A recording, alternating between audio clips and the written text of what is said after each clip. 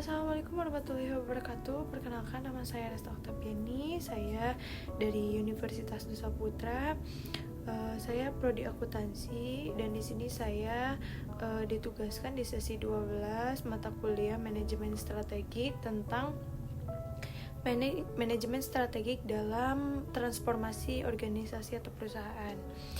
Ada beberapa yang sudah saya baca dari materi dan dari beberapa sumber juga.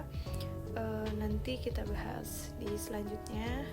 Kita akan membahas dan ini sepengetahuan saya dan yang saya ketahui setelah saya membaca tentang materi tersebut.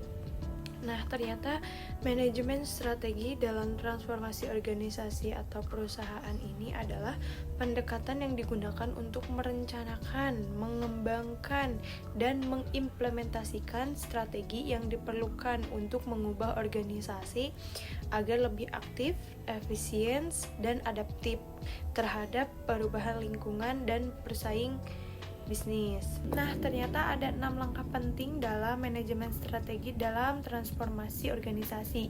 Yang pertama yaitu analisis situasi, di mana langkah pertamanya dalam manajemen strategi ini adalah melakukan analisis menyeluruh terhadap situasi saat ini.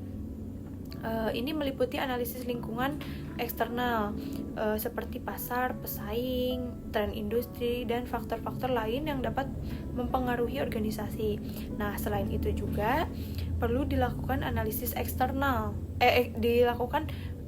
analisis internal seperti kekuatan dan kelemahan organisasi, sumber daya yang tersedia, dan budaya perusahaan. Nah, yang kedua yaitu penetapan visi dan misi. Nah, di mana ketika kita setelah selesai melakukan langkah yang pertama yaitu yang tadi analisis situasi, kita langsung lanjut ke dalam penetapan visi dan misi.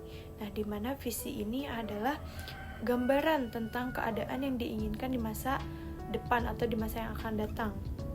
Sementara misi itu pernyataan tentang tujuan, inti, dan nilai-nilai organisasi tersebut, seperti itu.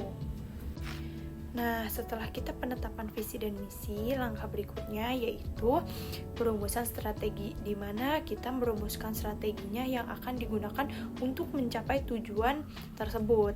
Nah, strateginya itu harus mencakup langkah-langkah yang konkret yang akan diambil untuk mengubah organisasi atau perusahaan tersebut, seperti itu.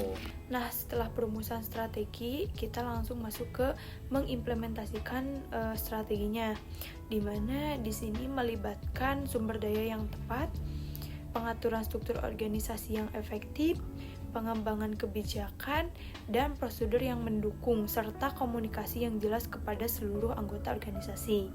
Nah, setelah itu kita langsung ke memonitoring dan evaluasi, di mana kita penting untuk terus memantau dan mengevaluasi implementasi strategi ini, karena ini melibatkan pengukuran kinerja organisasi atau perusahaan terhadap tujuan dan indikator kunci kinerja yang telah ditetapkan. Nah, jika terdapat kesenjangan antara kinerja aktual yang diharapkan, perlu dilakukan penyesuaian dan perbaikan. Terakhir yaitu manajemen perubahan. Transformasi organisasi atau perusahaan ini seringkali melibatkan perubahan budaya, struktur, dan proses. Oleh karena itu, manajemen perubahan yang efektif sangat penting dalam manajemen strategi, karena ini melibatkan komunikasi yang baik, pelibatan karyawan, pelatihan, dan dukungan dalam menghadapi perubahan. Manajemen strategi dan transformasi organisasi atau perusahaan ini membutuhkan pemikiran yang strategis, kepemimpinan yang kuat, dan komitmen dari seluruh anggota organisasi. Dengan pendekatan yang tepat, organisasi atau perusahaan dapat mencapai tujuan jangka panjang mereka dan tetap relevan di tengah perubahan yang terus-menerus. Mungkin ini saja yang dapat saya sampaikan. Mohon maaf bila ada kekurangan atau kesalahan kata. Terima kasih. Wabillahi taufiq wal hidayah. Wassalamualaikum warahmatullahi wabarakatuh.